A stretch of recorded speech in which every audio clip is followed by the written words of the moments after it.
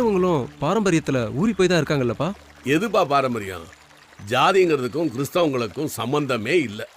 அது ஆரியர்கள் கண்டுபிடிச்சது, இந்துக்களுக்கு சொந்தமானது. அதுல ஏன் போய் கிறிஸ்தவங்க விழணும்? அப்போ கிறிஸ்தவங்க கிட்டயும் சடங்கு சம்பிரதாயம் இருக்கு. கிறிஸ்தவ மதத்தில் இருக்கிற சடங்கு சம்பிரதாயங்கள் எல்லாம் ஒன்று யூதருங்க கண்டுபிடிச்சது, இல்லை ஐரோப்பியன் கற்றுக் கொடுத்தது. பூ எடுத்துரு பொட்டை எடுத்துருன்னு சொல்லி வெள்ளைப்படவையை கட்ட வச்சது நம்மாளு தானே. பைபிளில் எங்க சொல்லியிருக்கு. இந்திய கலாச்சாரத்துக்கு அந்நியப்பட்டு நிற்கிறதுனால தான் கிறிஸ்தவங்களை பார்த்து தாய் மதத்துக்கு திரும்ப, இல்லைன்னா இந்தியா விட்டு வெளியேறு அப்படின்னு சொல்றாங்க. இந்திய இலக்கியங்களையும் இயேசு பத்தி சொல்லியிருக்குன்னு நீங்க தானேப்பா சொன்னீங்க. அப்போ ரெண்டும் ஒன்று தானே. அப்போ இந்துக்களும் இயேசு தானே கும்பிடுறாங்க. ரெண்டும் ஒன்னாகவே முடியாதுப்பா. ரெண்டையும் ஒப்பிடவே கூடாது. இதை நான் சொல்லல, கடவுளே சொல்றாரு. ஏசாயா 46:5-9.